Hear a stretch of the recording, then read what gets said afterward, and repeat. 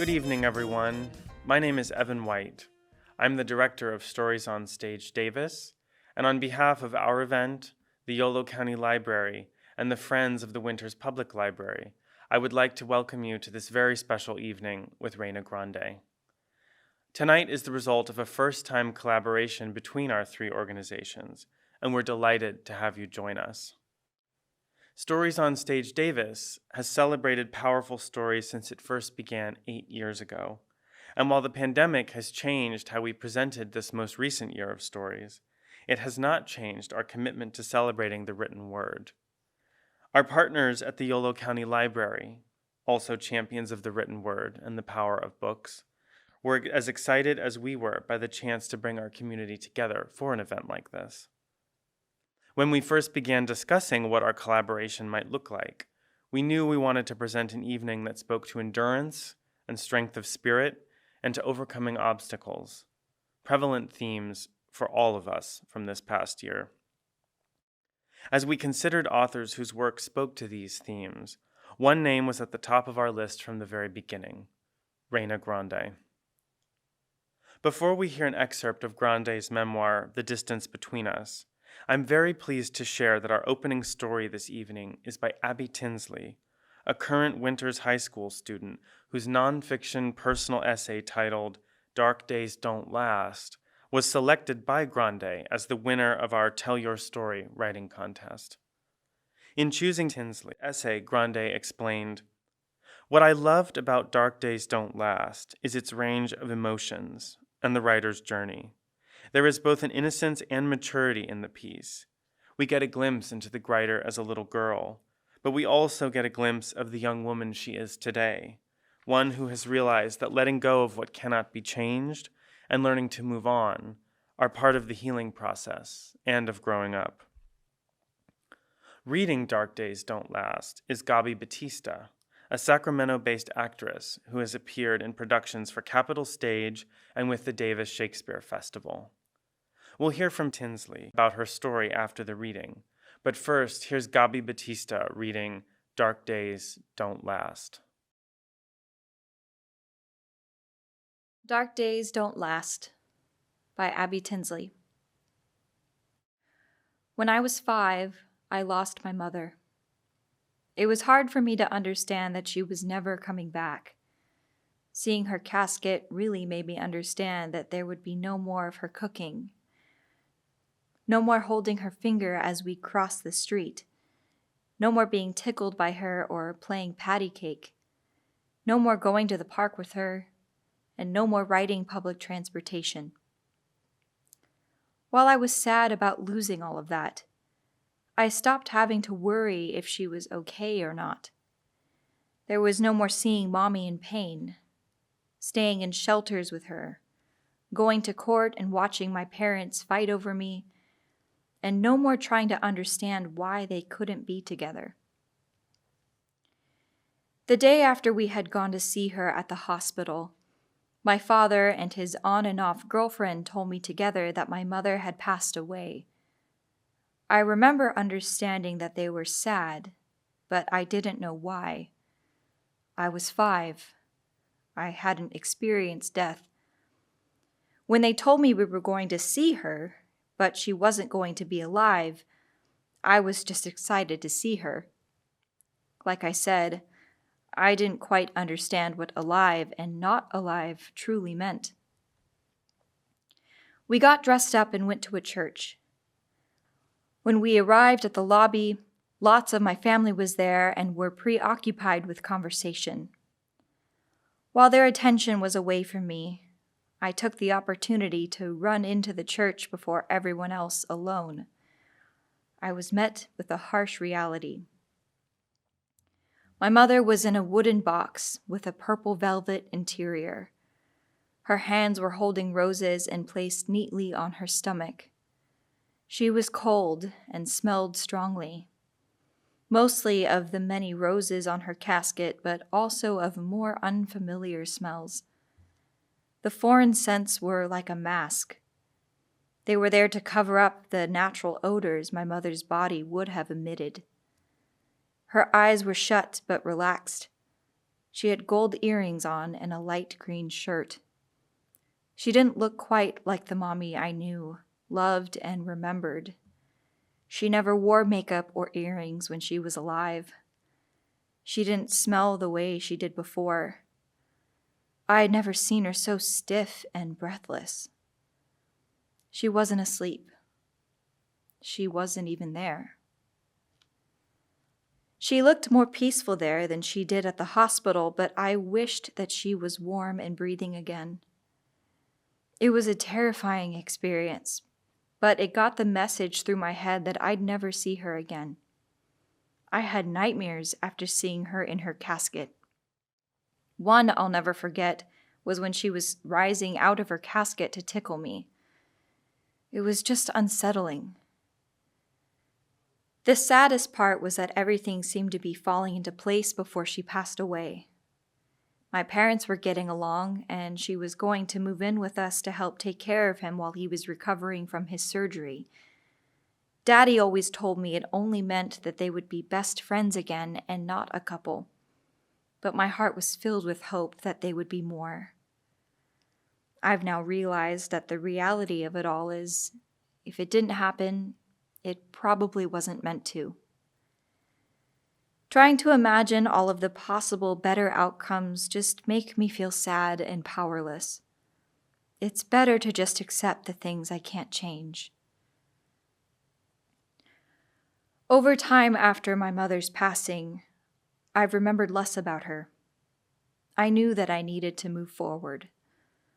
Life goes on, and it's not like I could stop it no matter how many stars I wished upon or birthday candles I blew out.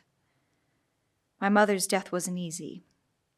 But thanks to my grandmother's unconditional love for me, the empty place in my heart for my mother didn't feel as empty. I may not have had a mother anymore, but I was lucky to have my grandma. She is the main reason I was able to move on from my mother's death. She couldn't be there 24/7, but the time she was there counted. Her love didn't allow me to grow cold or to feel unloved. It's a shame that I'll never get a chance to really know my mother and have that mother-daughter bond with her. But I'm grateful for the time I did have with her and the memories we made in it. Hello, my name is Abby, and I'm a 9th grader in Yolo County. I selected the topic I did because I had been thinking of my mother's death for some reason, and writing it out actually helped me process it more instead of just ignoring the feeling that I should have addressed. The memoir is basically about facing the reality of what I can't change and recognizing the good things I still had. Whilst writing this, I thought about what I had experienced at the young age I was and how it affected me to this point. This was my first time writing a memoir. I usually write about things that are somewhat based off of my life, but more fiction, and the characters have different names in their own lives. Honestly, I think the hardest part of my writing process might have been shortening it. I've always been the kid in English class who's written more than she should, so it was hard to actually make it less than 780 words. I think the first draft was over 1,000 words. Luckily, with the help of my teacher, Mr. Beers, and my family, I was able to shorten it and still get my point across. I am very grateful for them and their help. The most gratifying aspect of writing this was probably seeing it all done and realizing that I felt better during the process. I'm proud of myself for submitting it, and it's truly a surprise that I won, but it's also really exciting, and I would like to thank the judges and Miss Reyna Grande. I'd like to give you guys all a big hug if I could.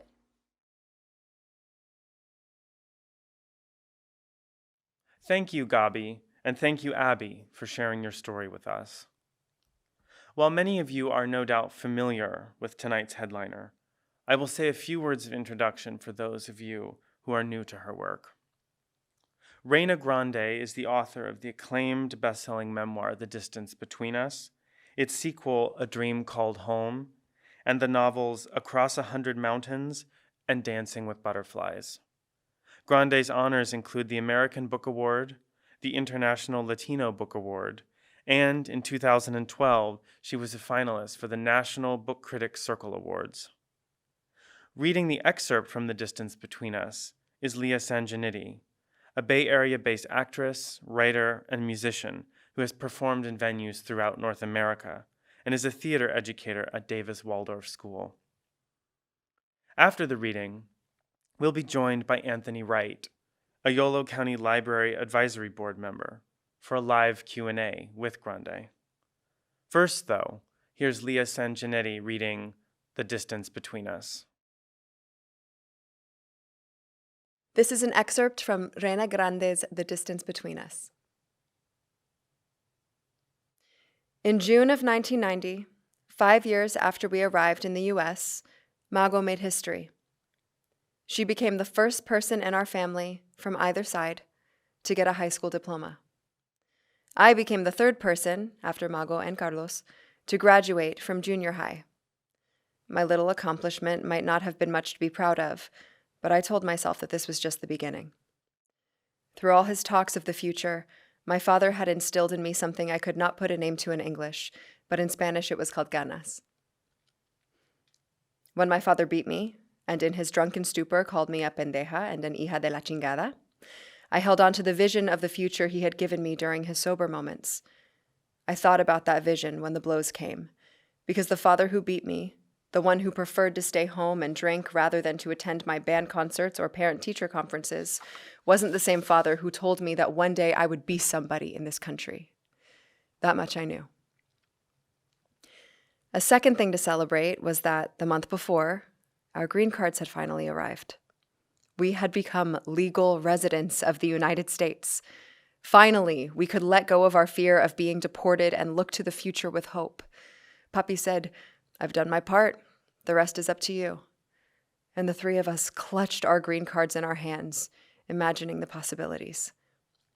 The first one to take advantage of our new status was, of course, Mago. It was just in time for her to be able to attend college and be eligible for financial aid. In Mexico, the biggest dream Mago had was to be a lawyer's secretary. Now, Mago didn't want to be a secretary. She wanted to be the lawyer who had a secretary. That is what Papi taught us, that here in this country, we could be anything. Papi took out a $5,000 loan under his name to help her with her college expenses because he said his negra was going to make us proud.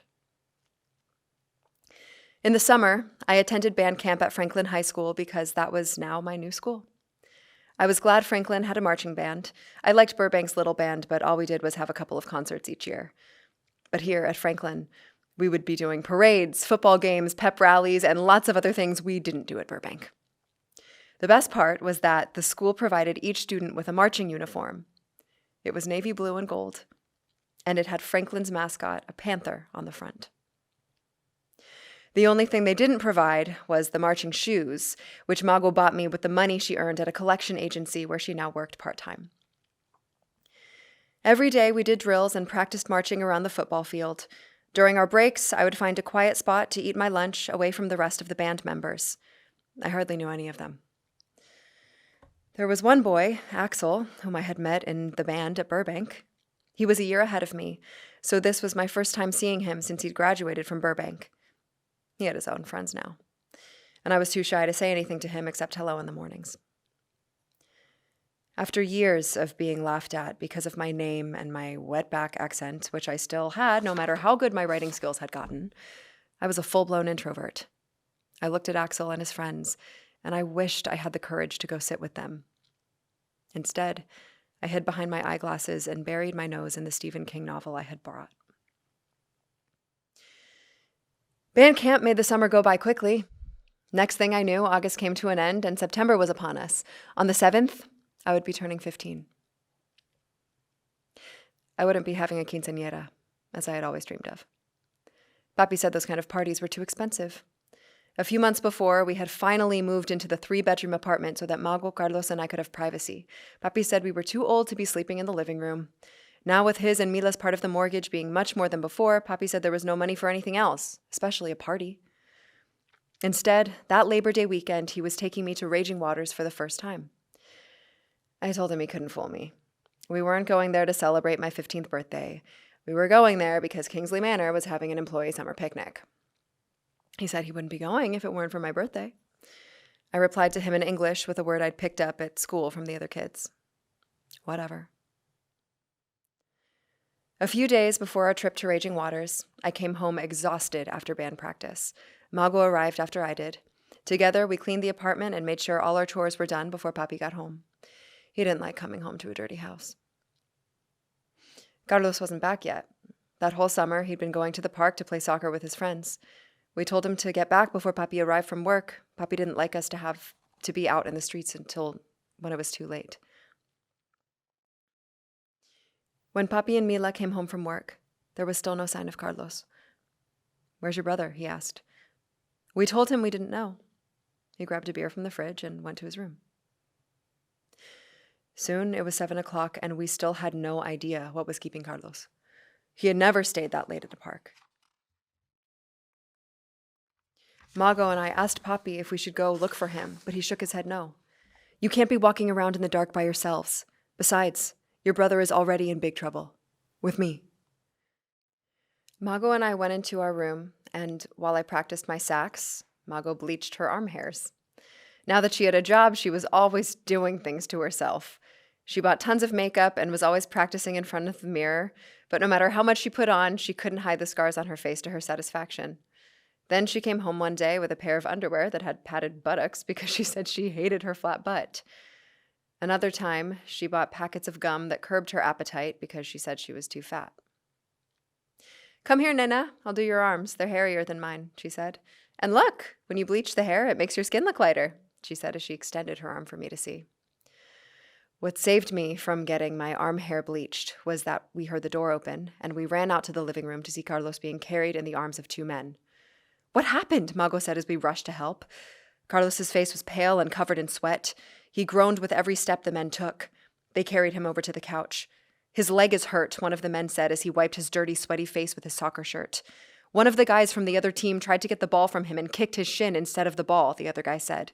"Your brother doesn't have shin guards. We took him to a bone setter, but I think that huesero only made things worse. I think his bone is broken." We thanked the men and they left. Carlos was trying hard to keep from crying. "I told you," Papi yelled as he came out of his room and saw that Carlos was back. "I told you to stop going to the park. I told you to stay out of trouble, but you don't listen to me. Ahora te chingas." Papi started to walk away, heading to his room. What does he mean that now Carlos is screwed? "Where are you going?" Mago said. "You have to take him to the hospital." "Well, I'm not going to," Papi said as he paused at his bedroom door. "That will teach him a lesson." Then he slammed his door shut.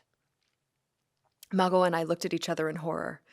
How could he not take him to the hospital? What if his leg really is broken? We turned to Mila.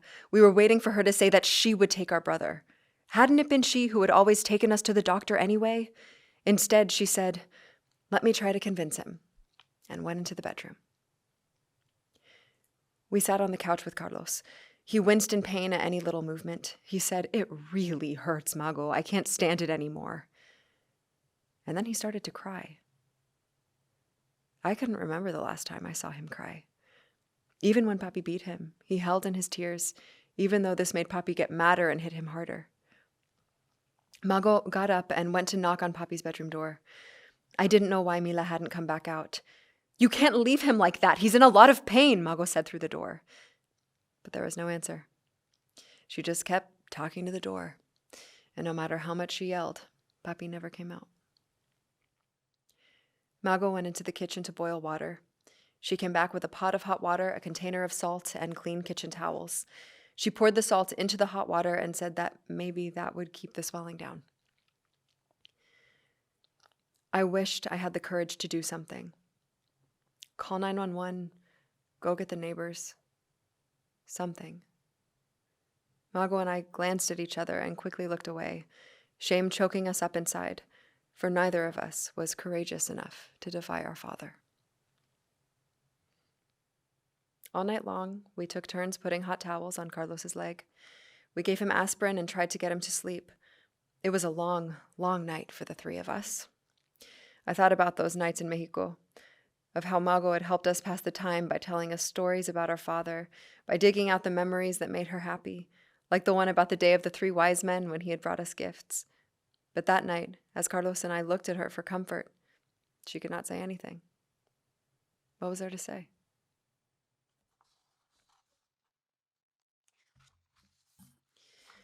Morning came and Papi still refused to take Carlos to the hospital, saying that he wasn't going to miss work because of my brother's stupidity. We looked at Mila, pleading with her, but she simply looked away, not wanting to go against Papi's wishes. They both left for work.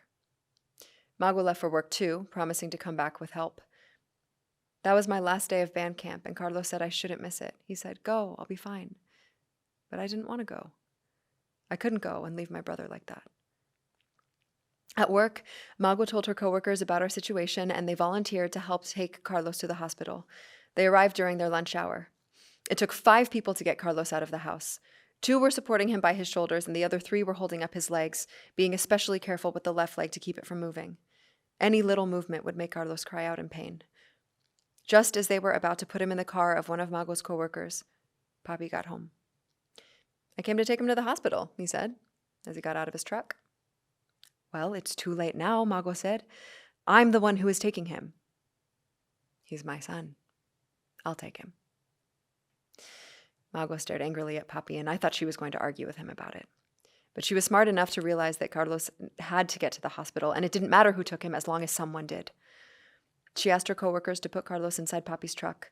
They ended up putting him in the bed of the truck so that Carlos could keep his legs straight. We watched as they drove away, and poor Carlos kept wincing every time the truck went over a pothole. He came home with his leg in a cast. He had broken both his tibia and fibula. "That's the only way your father knows how to be," Mila said to us later that evening. "He was abused by his parents, so that is all he knows." We didn't tell Mila we were sick and tired of her justifying Papi's behavior with the same lame excuses. We understood what Papi must have gone through because we knew what Abuela Evila and Abuelo Augurio were like, but that didn't make us feel better. Even if Papi knew what it felt like to be abused by his parents, then shouldn't he understand how we felt? Shouldn't he try to be a better father? Also, it wasn't our fault that his own family had turned their backs on him, even going as far as stealing the house he worked so hard to build. So why take it out on us? Why take out all his frustrations and disappointments on us? "I came back for you, didn't I?" he said to us sometimes when we would speak up. Then we would shut up and lower our heads, and we would continue to take his beatings. Even the time he punched me in the nose so hard it broke, and I watched the drops of blood landing on my tennis shoes, I told myself that maybe he was right. We shouldn't expect anything better from him. He didn't forget us, after all. We were here because of him. I was in this country because of him. I begged him to bring me. I got what I wanted, after all. How could I complain now simply because things weren't all that we had hoped for? On Labor Day weekend, we went to Raging Waters as planned. Mago brought along her boyfriend, Juan, a guy she'd met at school, who lived down the street from us in the large apartment building by Fidel's Pizza. Her first official boyfriend since Papi had finally given her permission to date. They told me I could join them, but I knew I was just going to be in the way. Besides, I didn't like Juan. Not that there was anything wrong with him. It was just that now, instead of spending time with me, Mago spent her free time with him. I wished Papi hadn't allowed her to have a boyfriend. But Mago would be turning 19 the following month, and even Papi couldn't keep her from growing up. I was afraid of the day when she would no longer be my Mago, but someone else's. Mila and Papi spent the day together, talking to their coworkers. Because Carlos had his leg in a cast, he had no choice but to stay in the same spot, watching over our stuff. I spent the day by myself. I walked from one side of the park to the other, wondering what rides I could go on. Most of the kids had someone to hang out with. I seemed to be the only person at Raging Waters who was alone. I tried to go on the rides, but on the third one, when I went down a water slide and landed in the pool and couldn't touch the bottom, I freaked out. I didn't know how to swim. I decided to call it quits and went back to hang out with Carlos. "Why don't you go on the rides?" Carlos asked, looking longingly at the blue pools glittering in the sun and the big water slides all around us. So many years dreaming about swimming in the pools of La Quinta Castrejon, and now that we were in a place 100 times more beautiful, we couldn't enjoy it. "It sucks going on them alone," I said. "Well, it sure sucks being here like this," he said, raising one of his crutches. So he and I sat there, watching dripping wet kids run from ride to ride, laughing and screaming, until finally it was time to go home. Thank you, Leah, and thank you, Reyna. If you would like to know the rest of Reyna's story, I encourage you to buy a copy of The Distance Between Us from your local bookseller, or to check it out from your local branch of the Yolo County Library. Now I'd like to turn the evening over to Anthony and Reyna, and to all of you who are invited to join the conversation by submitting your questions through the Q&A button at the bottom of your screen. Please join me in welcoming Anthony Wright and Reyna Grande. Hi, everybody. Really honored to be part of this evening with Reyna Grande, who wrote that excerpt from her best-selling book, The Distance Between Us. My name is Anthony Wright.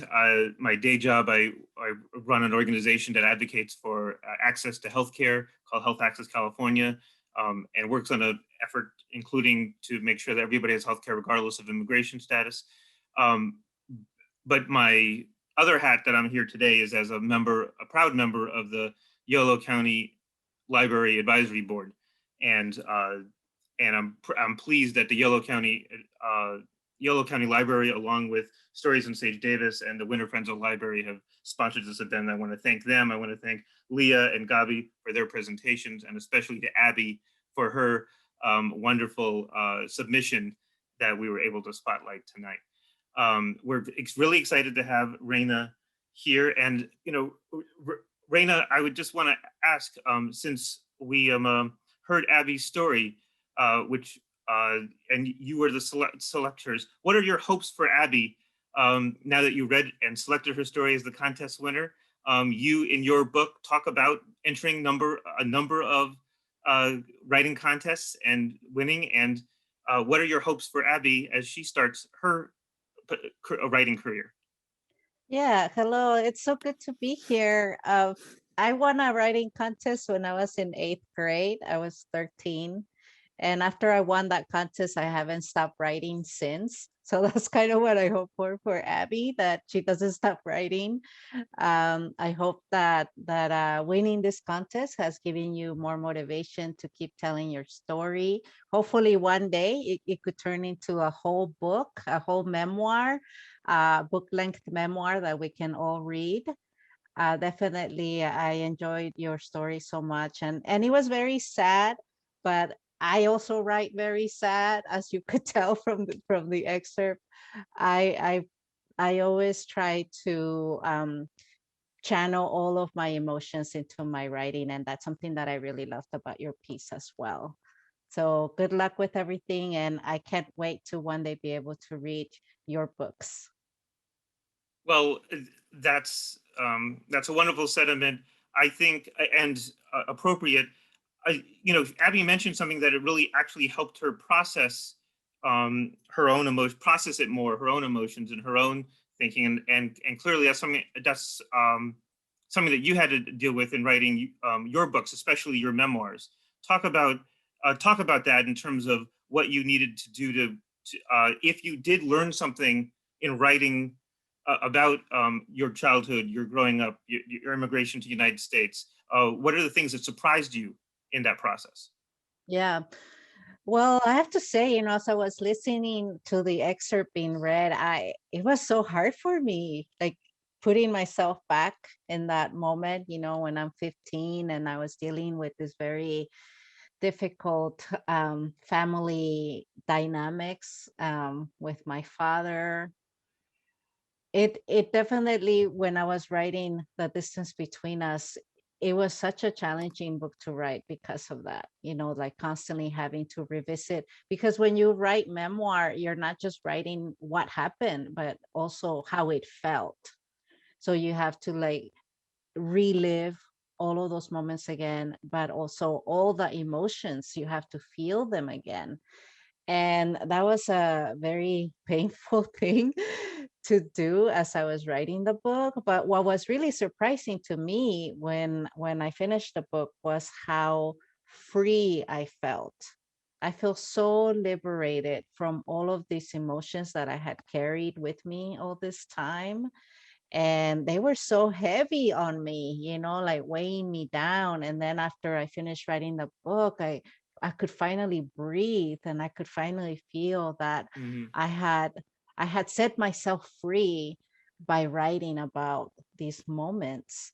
And after that, like I was able to feel so much better about my life, my experiences, and also my parents too, you know, because through the process of writing the memoir, I learned to be a little bit more understanding about my father and my mother, to have more compassion for them as human beings, and to understand um, you know, what their own traumas were and how they were affected by their traumas.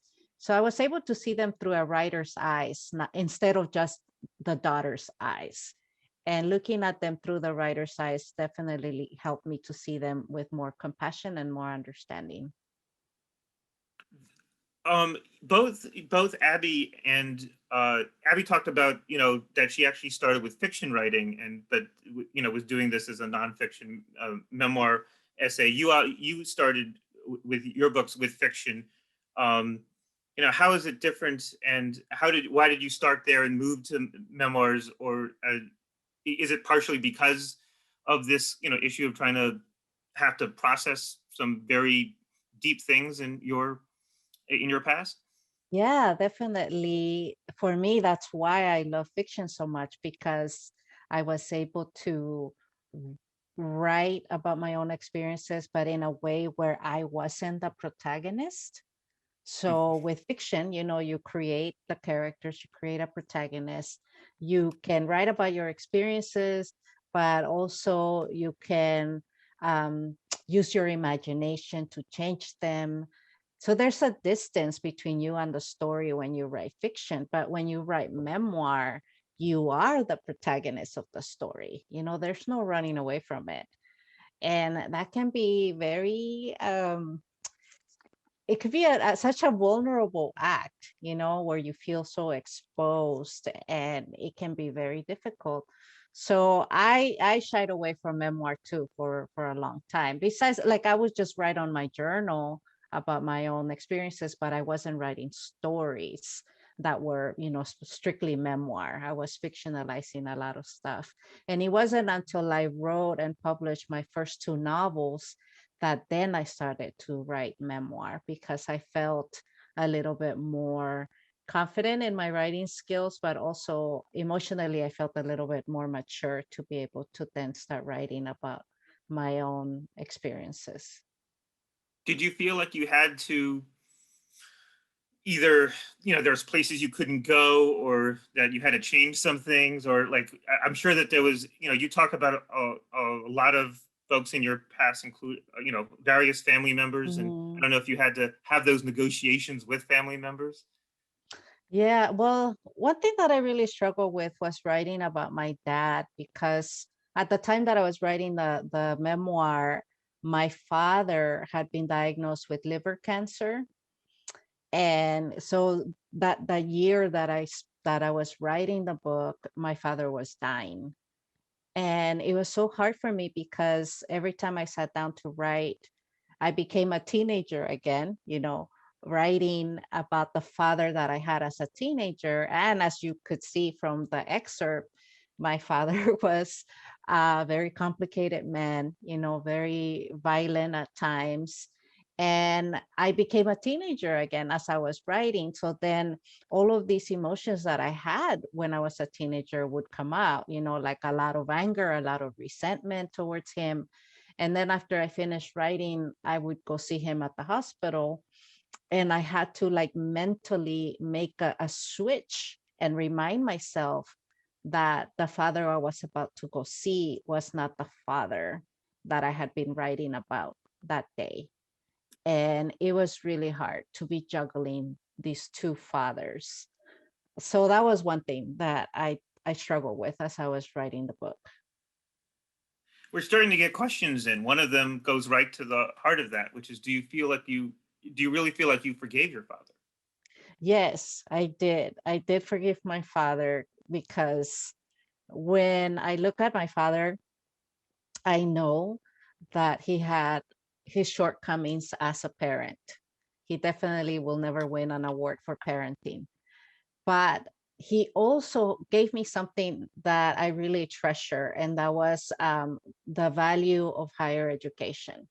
My father, from the moment we came to this country, he was always talking about education and how he brought us here to get an education. And he only went to the third grade, you know. So he wanted his children to do better than that, right? He wanted his children to have an opportunity to educate ourselves, but and also like have a chance at having like professional careers. And that's something that I really appreciate about my dad. And to now, like, I have an MFA, I'm a professional writer, I have had a lot of success, and a lot of that is thanks to him because he pushed me to do that, and he taught me how to dream big, even though my father was my hero, and at the same time he was also the one that was holding me back, because of his own trauma. No, I mean, the book is very just excellent in just describing that nuance, even on the education piece where he's encouraging you to go to education, but then he blocks you from going to UC Irvine. Mm. But then that at least starts you in the path to going to Pasadena City College, where you meet a teacher that changes your life. Abby talked about the teacher that was helped her. Talk a little bit about the role of teachers and in your book and generally. Yeah, so I that's something that I really loved about writing The Distance Between Us, and also A Dream Called Home, because it gives me a chance to write about my teachers and to thank them, for what they did for me. And in The Distance Between Us, I write about my teacher Diana Savas, who was an English professor at Pasadena City College. And she was the first teacher who ever told me I had writing talent. And she was the first teacher who ever asked me if I had considered pursuing a career as a writer. And because of her encouragement, I began to have that dream, of one day being able to turn my passion for writing into a career. And I would not have met her if my father had not kept me from going to UC Irvine. So even though it was a really tough moment for me to see my father like blocking my way to college, at the same time I feel that I was meant to be there. I was meant to go to PCC. I was meant to meet this teacher and to have that guidance from her, because it set me on that path of becoming a writer. So I've learned through the years, I've learned that sometimes these negative experiences can be turned into positive experiences. Yeah, no, and it did also mean that you did eventually get to another UC Santa Cruz, as many of our audiences is in another UC town of Davis. What as a writer, what was your favorite part of The Distance Between Us, or what part did you feel was the most satisfying to write? What I really love about The Distance Between Us was writing about my sister Mago, because it gave me a chance to revisit our relationship when we were little. And my sister, she always played the role of the mother, right? I used to think of her as my little mother. And I wrote about these beautiful moments between us, when she would take care of me, when she would encourage me and protect me. And to me, that was really beautiful, like spending that time with my sister and revisiting those moments with her. Because obviously now it's not like that. Now we're both in our 40s. There's no more mother daughter dynamics in our relationship. We're just sisters. And she doesn't have to take care of me anymore, thank God. And I don't need someone to take care of me. So that's nice. But I did enjoy revisiting that time in our childhood when she was my little mother. Yeah. What was the reaction for both Mago, who you talk about as an older sister who served as a mother type role, as you just said, but also from your mother? What was their reaction to the book? This is one of the issues of writing memoirs, is the reaction from the people that you write about. Yeah, yeah. I was really worried. I was worried about my dad, but my dad passed away before the book was published. And in a way, his death allowed me to dig deeper into our relationship because I wanted to honor him. I wanted to make sure that the reader, when the reader read my book, that they understood that my father had a lot of flaws, but he also had a lot of wonderful things that I appreciate to this day. And with my mom, I was definitely worried about what she was going to say. But then, I think about the reason for me writing this memoir was not out of revenge, right? Like I didn't write the book to set out to get back at my mom or back at my dad for what they had done to me. So I knew that my intentions were good. And when I gave my mother the book, she read it and she said it was a difficult book to read, but that she understood. She understood that I needed to write the book. So that was good, right? Because I was worried about her reaction, and she actually understood my need to write it. And it didn't damage our relationship. So that was a relief to me. And with my siblings, Mago really loved the book. She comes across so well in it. She's like, she's like the hero in the story. So yeah, so she loved it. And Carlos was, he's like, oh, okay, well, you write the book. So I feel that when it comes to memoir, it is definitely a challenge because when you write about your life, you're not just writing about you, you're writing about all the people, in your life. And that could be a little tricky to handle in terms of how much you expose about, other people. Um, and it could make your family and others uncomfortable. But you have to tell your truth, right? And I think for me, that's something that I really needed to do. You mentioned it was freeing. What was the most surprising thing that maybe you discovered about yourself in writing your memoirs? Um, well, I think I discovered that I learned how to be strong, how to be a strong person because of all those challenges that I had to overcome. I also saw that all these things that I had been ashamed of, as I was growing up, that I should never have been ashamed of those things because that's what makes me who I am today. So I went from like being ashamed to wanting to celebrate these experiences. And I also learned that, in life, life gives you all these obstacles, right, as a way to teach you lessons that you need to learn in order to learn how to fight your battles.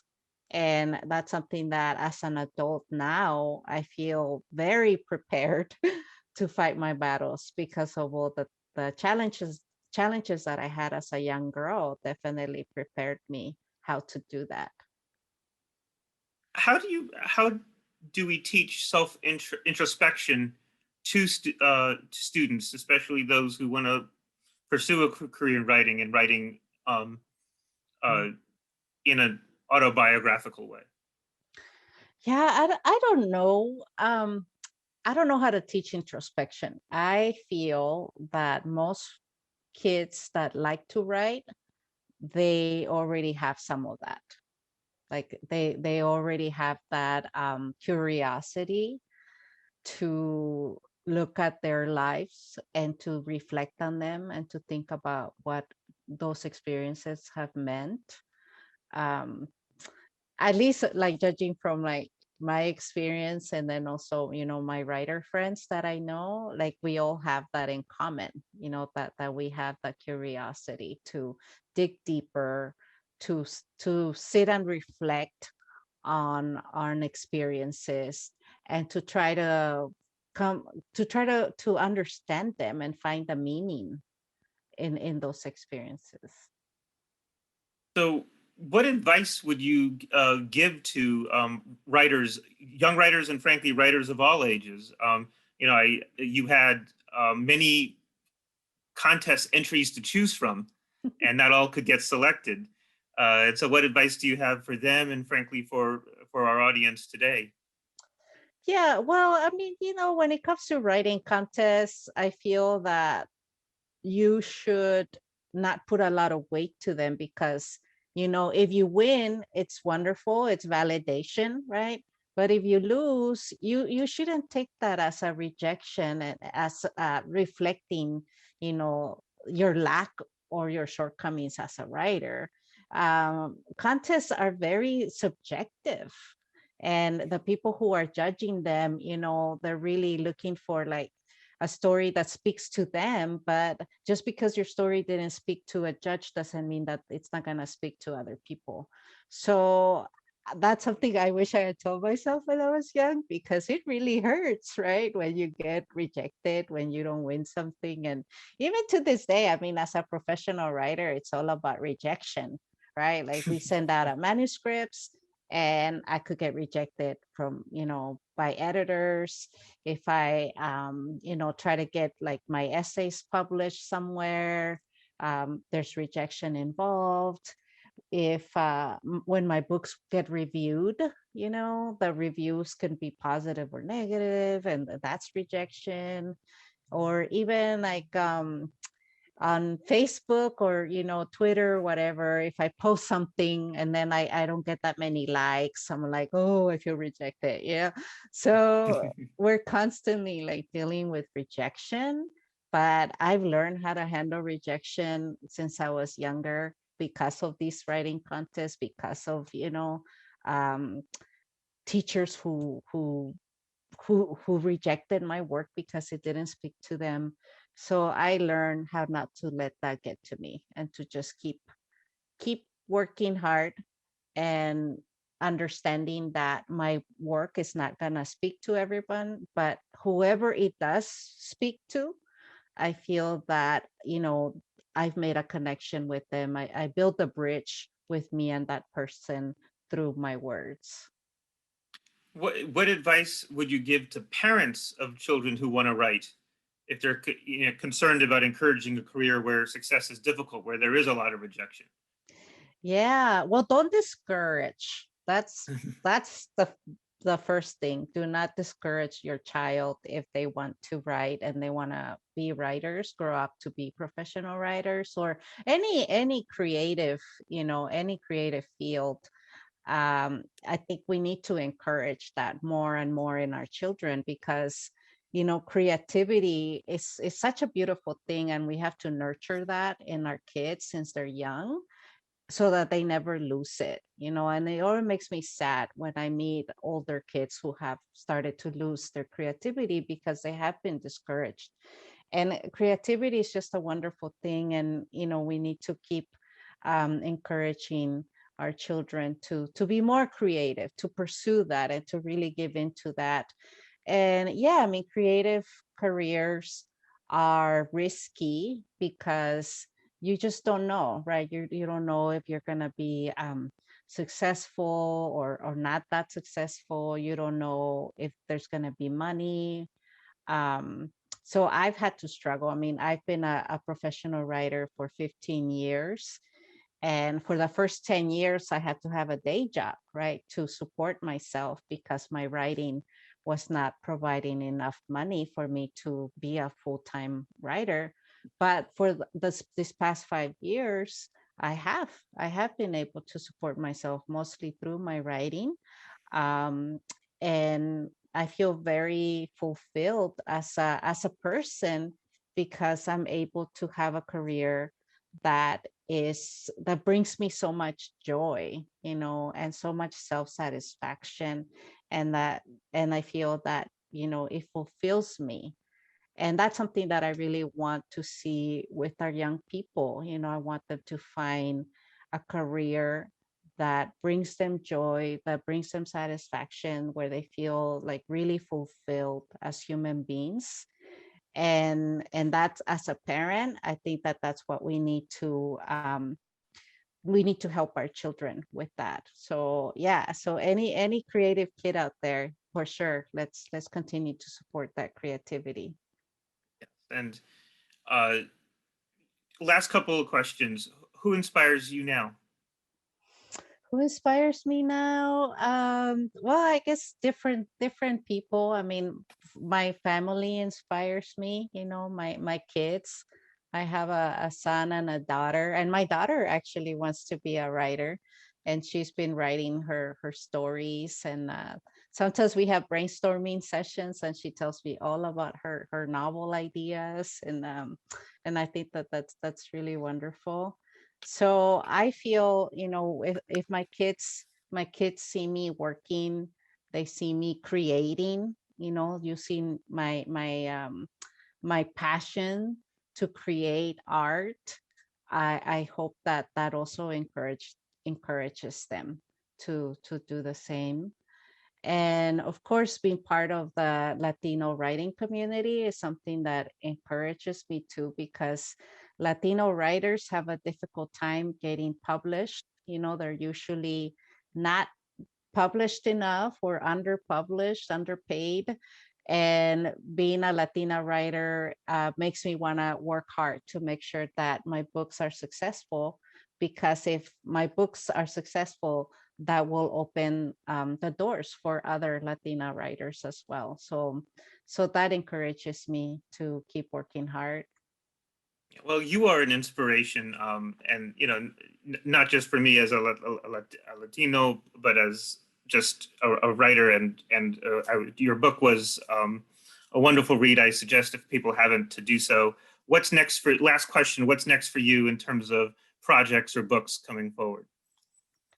Well, something I mentioned earlier was how, because of all the difficult experiences I had growing up, I have learned to turn negative moments into positive moments. And this pandemic that we're all experiencing, it was such a negative moment. And then when it first started last year, like everyone else, I felt like depressed and overwhelmed and isolated. And I said, how can I turn this negative moment into something positive for me? And I just started writing. I have written so much this past year in a way I've never written before. So I am emerging from the pandemic with 3 finished books. So that that is how I overcame, all of this this difficult moment that we have experienced collectively. And I have a book coming out in December. It's an anthology of essays and poems by and about undocumented writers. And it comes out December 14th. And it's called Somewhere We Are Human: Authentic Voices on Migration, Survival, and New Beginnings. And then I have another book coming out in March 2022, and that's a novel about the Mexican-American War. And I'm really proud of that one because it's my first historical fiction.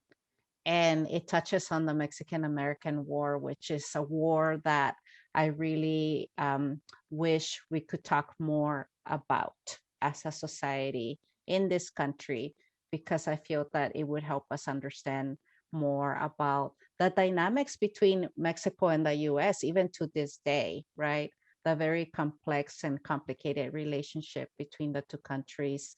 And it would also help inform the way we see Mexican immigrants today. So that was a novel that I've been working on for 6 years, and it finally, during this past year, I was able to finish it. Well, thank you for that. We look forward to those additional books that will be available at your local library, as well as for purchase. And so in the next several months, so we look forward to that. I want to thank, first and foremost, Reyna Grande for joining us here as part of this event. I want to thank Abby and all the entries of the high schoolers who wrote in and entered the contest, our presenters, and especially the sponsors of today's event, Stories on Stage Davis, the Yolo County Library, and Winter's Friends of the Library. And if you like today's event, I would urge you to support your local library and support your local friends of the library. Please remember that this coming May 6th is Big Day of Giving, and it would be a great thing if you could contribute to the winners' Friends of the Library as a way to appreciate their efforts to organize today's event. But again, just thank you so much to everybody who joined us, and we look forward to seeing you soon at the library and at Stories on Stage. Thanks, everybody. Thank you.